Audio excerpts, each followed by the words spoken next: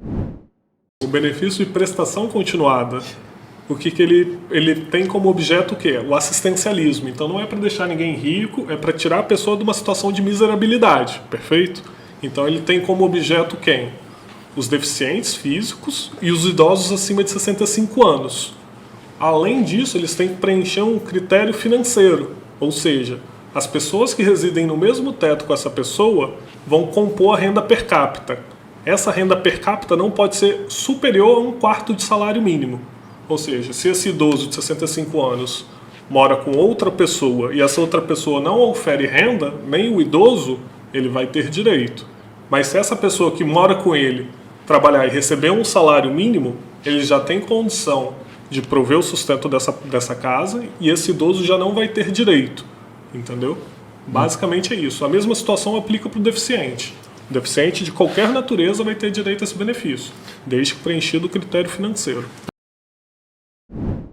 Também. Pois é, os PCDs eles não foram afetados pela reforma da Previdência. Foram a única classe aí que não foi afetada pela reforma da Previdência. Não foi? Muito boa pergunta. Então, assim, Porque eu achei que tivesse... não. Eles têm uma lei regra complementar própria. Eles já tiveram a regra e não foram afetados. Aí existe para homem aposentadoria para deficiente leve 33 anos, deficiente moderado 29 anos e deficiente grave 25 anos. Então, assim, eles têm e não tem critério etário para esse tipo de aposentadoria de tempo de contribuição. A aposentadoria por tempo de contribuição ela foi extinta para o trabalhador comum, mas para o trabalhador deficiente essa aposentadoria ainda não foi extinta. Eles também têm a idade reduzida para fins de aposentadoria por idade. Qualquer deficiente, ao invés de aposentar com 65 anos de idade, pode aposentar com 60 anos de idade se homem. Se mulher, pode aposentar com 55. Para a mulher, a vantagem até ficou um pouquinho maior, já que o critério de aposentadoria por idade para a mulher subiu para 62 e o para deficiente continua em 55.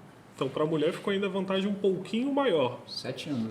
Então, assim, o problema é o critério de deficiência para fins de aposentadoria é diferente de um critério de deficiência para outros fins. Por que eu estou falando isso? A aposentadoria de deficiente, ele passa por um critério, por uma avaliação que a gente chama de IFBRA, que é uma avaliação internacional que vai avaliar os graus de barreira que esse deficiente tem que se inserir na sociedade. Quais os graus de barreira que ele tem que superar para se inserir na sociedade. Ele vai passar mediante uma avaliação médica e uma avaliação social. Ele vai avaliar, ele consegue pegar ônibus sozinho, não consegue pegar ônibus sozinho, como é que é o local onde ele mora, ele tem dificuldade de fala, não tem dificuldade de fala. Então tem que responder certos critérios para preencher. Preenchendo esse formuláriozinho, vai ser feita a pontuação. A depender da pontuação que ele preencher, ele vai ser caracterizado em deficiente leve, moderado ou grave. Aí depende dessa avaliação. O cara, você falou que é 60 anos, homem, 55 mulher, dependendo, 30, né? 33 para o homem, 33... Não, de contribuição. 33 o leve, 29 o moderado e 25 o grave. 25 grave. Não era 20 antes, não? Não. Não, sempre foi isso aí? Certo. Tá, beleza. São 25 ininterruptos. Como é que funciona esses 25? Não tem necessidade de ser ininterrupto, não. Até porque ele pode adentrar e sair do mercado de trabalho também. Então, a gente, por exemplo, trabalhou 10 anos no supermercado, foi mandado embora. Entendi. Foi demitido, depois foi readmitido em outra empresa, né? Não precisa ser Não ininterrupto. precisa ser ininterrupto. Beleza, primeira pergunta. Sim, Não ia fazer, mas agora estou complicando. Porque eu lembrei que um montão de colega... que a gente Abriu uma caixa conhece de Pandora e tal. agora. Vamos lá. Alguns trabalhadores entraram na empresa sem ser PCD. Ali dentro, ou lá dentro, ou lá fora, tiveram um problema e passaram a ser PCD. Então ele está com 10 anos sem ser PCD e agora já tem 10 anos que ele é PCD. E aí, José? A gente unifica o tempo de contribuição dele. Se a gente vai aposentar, aí vai depender, né? Tudo a gente depende de um planejamento previdenciário. Que eu posso ou converter esse tempo de deficiente para tempo comum ou converter o tempo comum para tempo de deficiente. Aí eu vou analisar caso a caso para ver qual é a aposentadoria melhor ou qual vai ser mais rápida para ele. O legal da Previdência é isso daí. Tem muitas tabelas de conversão que muita gente não conhece. Mas não dá para somar as duas não, né? Somar os... Você sempre tem que unificar por qual aposentadoria você quer. Você tem que escolher para que caminho você vai tomar. Aí você converte ou aumentando o tempo ou reduzindo um tempo. Multiplicando por 0, alguma coisa ou multiplicando por 1, alguma coisa. Então... E vale dizer que ainda o trabalhador da área especial que for deficiente, ele vai ter esse direito a fator de conversão também, de forma diferenciada. Continua, né? Mas, por exemplo, eu perdi um membro, a exemplo, né? Perdi um membro e trabalho exposto a ruído até dezembro de 2019, por óbvio. Eu posso converter esse tempo exposto a ruído para tempo de deficiente grau leve, que aí vai ter 32% de conversão, para alcançar esses 33 anos de forma mais antecipada. Entendeu?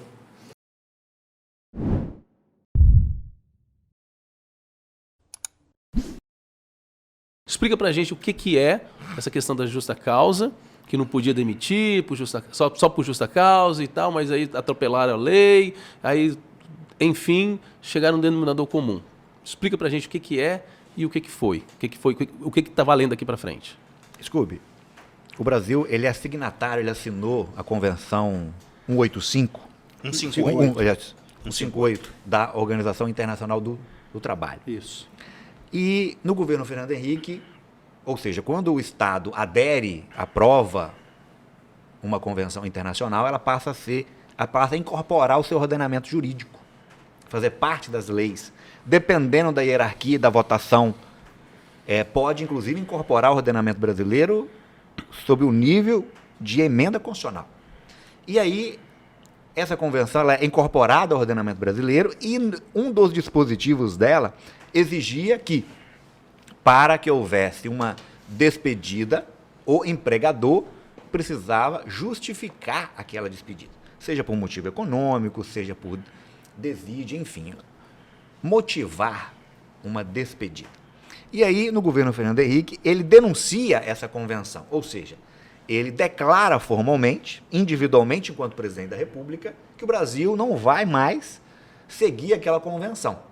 E aí nós ficamos durante 25 anos com uma ação direta de inconstitucionalidade de número 1625, sob pendência de julgamento no Supremo, de que se o presidente poderia sozinho denunciar uma convenção de um organismo internacional, sendo que para incorporar o ordenamento jurídico depende do presidente, ou seja, do executivo e do legislativo, por uma votação no Congresso. E aí o Supremo ficou 25 anos para julgar e terminou o julgamento na última sexta-feira em plenário virtual, numa votação apertada, em que, por um lado, ele decide, o presidente sozinho não pode denunciar, deixar de seguir uma convenção internacional. Ou seja, daqui para frente tem não que pode. ser assim. Daqui Tem que para ser frente assim. não pode. Né? Ou seja, do ponto de vista de direitos fundamentais, individuais, daqui para frente é uma segurança, é uma garantia de procedimento, uma garantia procedimental importante. Agora, durante todo esse tempo, essa garantia não valeu, essa garantia ficou suspensa e, na medida dos direitos trabalhistas, essa garantia não vale. Então, o Supremo, mais uma vez, referenda uma medida favorável aos empregadores e desfavorável, claramente, à classe trabalhadora. Então, tipo assim, tá valendo, mas não valeu. Exatamente. Exatamente. Daqui para frente tá valendo, mas isso aí não valeu, não. Então já se eu entendi. A lei que o Brasil deveria seguir e não seguiu, eles falaram que realmente não deveria estar seguindo, tal, mas não seguiu, mas deveria ter seguido. Mas isso só vai valer daqui para frente. Mas tudo que o Fernando Henrique fez vai ficar como se estivesse valendo. É meio contraditório. Meio não, é o que chama de modulação de efeitos. Isso. Você declara aquele ato inválido, inconstitucional, mas só produz os seus efeitos futuros. É o que a gente chama de efeitos ex nunc, né? Ou seja, só para frente. Só vale daqui pra frente. a partir da publicação da decisão e não tem efeitos retroativos. Okay, o mínimo que eles deveriam ter feito para ser, não ser justo não, próximo da justiça, seria o quê? Olha, que o Fernando Henrique fez lá não está certo. As empresas que demitiram sem justa causa, realmente não tem como rever essa porra toda, que são 25 anos. Mas, daqui para frente, como o Fernando Henrique não poderia ter feito isso, daqui para frente está...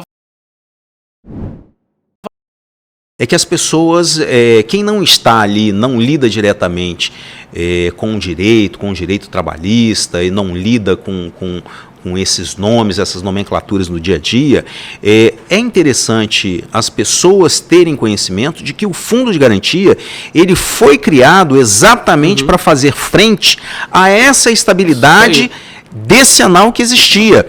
Esse fundo de garantia foi um movimento realizado pelos próprios empresários. A classe empresarial, entendendo que aquela estabilidade inviabilizava, né, a manutenção,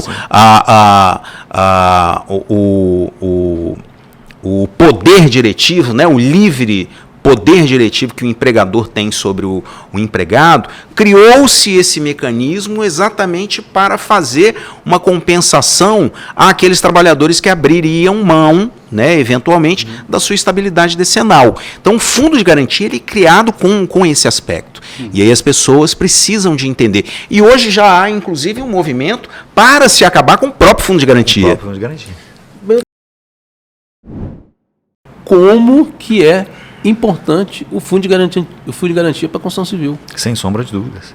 Hoje se recolhe 8% mensalmente e a multa é de 40%. Se cai para 2% e a multa para 20%, muitas dessas construções que acontecem aqui, que impulsionam a construção civil, ia para o saco.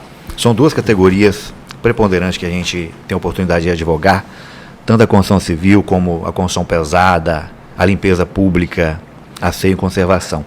São categorias extremamente que necessitam desses benefícios. Por quê? O salário é muito baixo, via de regra.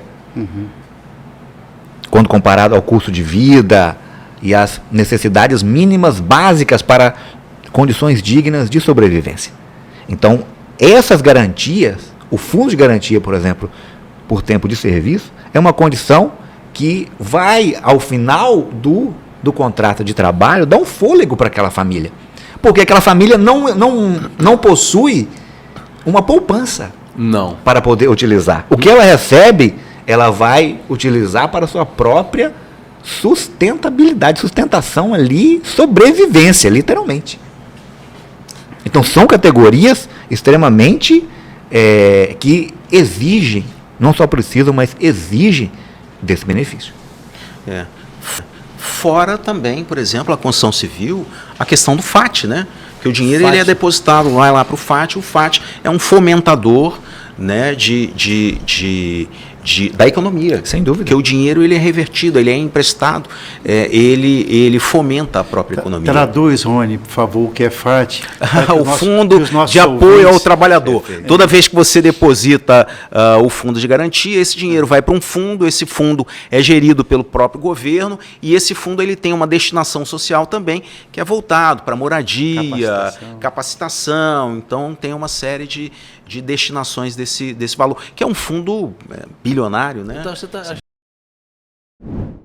o presidente da República que faz uma fala de forma ostensiva e que fala, olha, o trabalhador precisa de escolher mais direito e menos trabalho ou mais trabalho e menos direito. Então, a partir do momento que o representante do Executivo Federal ele vem e passa, né, essa mensagem, tudo que existia já de tentativa de se retirar, de suprimir, de alterar direitos da classe trabalhadora, encontra aquele ambiente propício, né, terreno fértil, ali no Congresso Nacional, ali naquele momento, e aí então passa esse projeto, bem falado aí pelo Benhur, que foi um projeto que tramitou sem discussão, para a magnitude do que era, né, para a complexidade do que era aquela matéria, sem nenhuma discussão. A alteração processual, né, no processo do trabalho, o que aconteceu, limitação de dano moral, a tabela, né? o tabelamento, né, do dano moral, a questão de assistência judiciária que você limita, sucumbência, né, a sucumbência, honorários advocatícios de sucumbência em caso de improcedência. Então aquilo dali foi montado, né, para você limitar o acesso do trabalhador na Justiça do Trabalho, mais aquelas matérias que foram suprimidos de direito material propriamente dito do trabalhador, né? E fora a parte sindical, não é? Que os sindicatos foram duramente atingidos. Não só com a retirada brusca, abrupta da contribuição sindical, em que... Sem escalonado, né? Exatamente. Não é? É claro, muitas centrais sempre discutiam, não é, a necessidade da substituição, mas não de uma forma abrupta do dia para a noite, em que literalmente leva à falência muitas entidades sindicais. Claro, aquelas mais combativas sobreviveram, buscaram alternativas, enfim. Agora, a pretexto de colocar um rol de matéria supostamente que os sindicatos poderiam ou não negociar, como uma tentativa e a narrativa de que se vai privilegiar o sindicato, essa matéria o sindicato a vida inteira negociou. Não é? Ao mesmo tempo, você retira a contribuição, a fonte de financiamento, ou seja, o tripé, unicidade sindical, financiamento sindical e representação de toda a categoria, não é? A obrigatoriedade, né, da representação.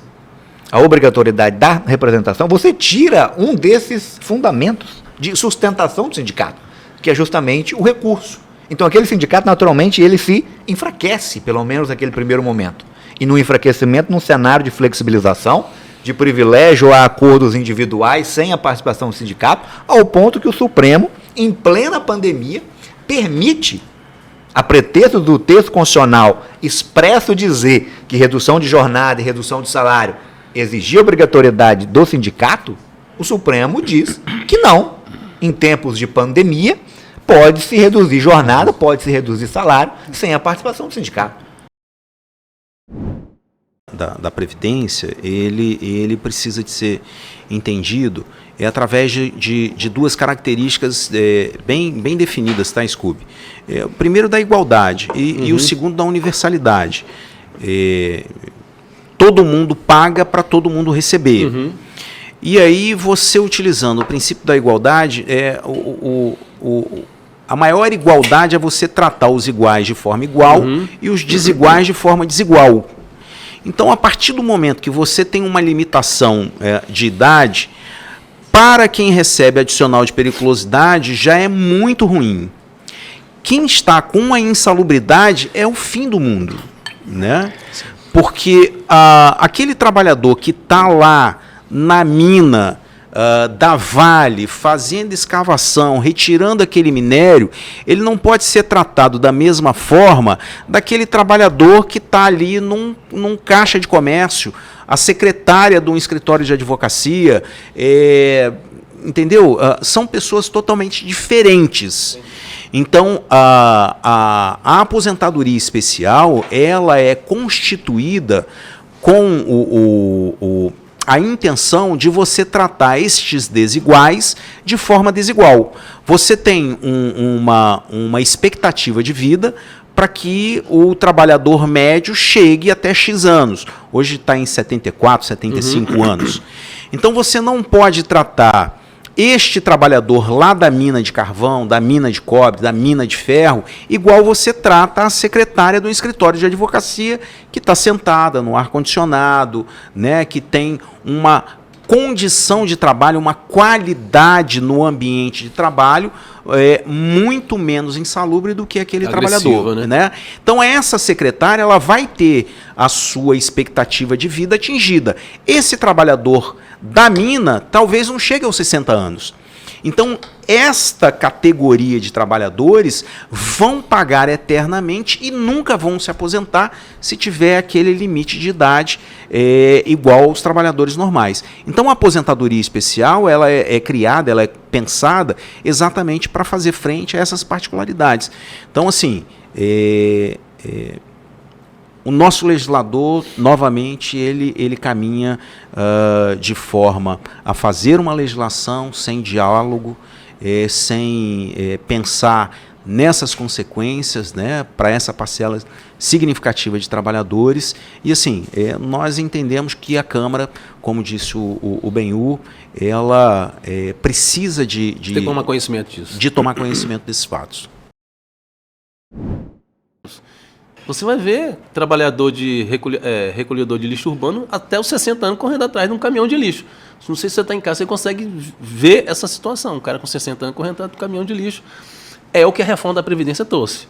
E, para piorar, tem essa lei aqui que já foi votada no Senado e agora vai para a Câmara. Que ela tira da aposentadoria especial a área periculosa, que são 5 trabalhadores que têm direito à área periculosa. Abastecimento, quem trabalha com líquido inflamável, explosivo, energia elétrica, segurança patrimonial, risco de segurança patrimonial e motoboy. Hã? Motoboy. Não, aí você tem a radiação também. Ionizante? A radiação. Na radiação é insalubre. Insalubre, não? Não, energia, quem trabalha com energia atômica tem uma regrinha dessa. Especial. Também, então são 6 elementos, são 6 características. Agora são... Entre 6. E aí, o que passou no Senado, ele tira o abastecimento, combustível, aí você prejudica todos os frentistas, você tira o motoboy, você tira os ferroviários que trabalham carregando vagões tanques, você prejudica os caminhoneiros que transportam combustível. E se passar da forma como que está na Câmara de Deputados, essas pessoas deixam ainda de ser 60 anos e passam para 65 anos. Cube, mais um projeto de lei com restrições a direitos constitucionais, humanos, fundamentais e sociais. A reforma da Previdência vem nessa seara, não é? E agora, quando a reforma da Previdência atinge de forma geral.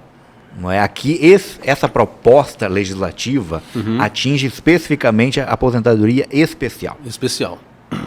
Não é? E aí nós estamos falando basicamente daquelas áreas perigosas e insalubres, que são aqueles trabalhadores que têm contato direto com agentes químicos, físicos e biológicos, que naturalmente há uma deteriorização da saúde de forma mais progressiva do que, via de regra, em outras áreas. Então, há necessariamente uma limitação de direitos fundamentais a pretexto, não é, de se salvar, aí sobre o argumento, né, de se salvar a previdência, que para alguns é deficitária. Então, é uma reforma naturalmente que atinge essas categorias que você enumera e naturalmente causa mais prejuízos a direitos sociais. Isso passou assim na surdina. Sem maiores debates, sem maiores reflexões. Porque eu não vejo não tem objetividade nenhuma nessa lei, a partir do momento que ela pega esses trabalhadores e joga eles para a área para 65 anos, eles poderiam estar saindo com 60, que já é um erro, né? Que o Supremo até votou isso, não foi, Rony? Que eles estavam querendo a inconstitucionalidade disso, tirar a idade mínima. Estava sendo votado no Supremo Tribunal Federal justamente a constitucionalidade da idade limite de 60 anos para a área insalubre periculosa. Mas aí eu não sei se já votou, que eles queriam tirar, né? E aí o Supremo não. Se foi uma emenda, se foi a mudança na Constituição, que foi a reforma da Previdência, então está valendo. Então, para mim, já é um absurdo você colocar um cara que está 25 anos exposto a um agente insalubre, você colocar a idade limite. Certo, você trabalhou 25 anos, está exposto, você tem que aposentar e ponto, acabou. E aí jogar ainda essas categorias para 60 para 65. Hoje, na Grande Vitória, motoboy, Direto você vê acidente automobilístico aí com motoboy se machucando. Sequelas, né? E por aí vai. Então a gente tem que fazer esse alerta para a classe trabalhadora, principalmente caminhoneiros, ferroviários,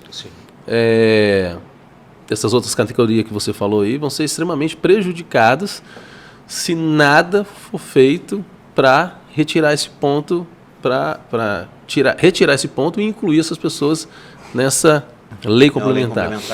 Importante também é o seguinte, né?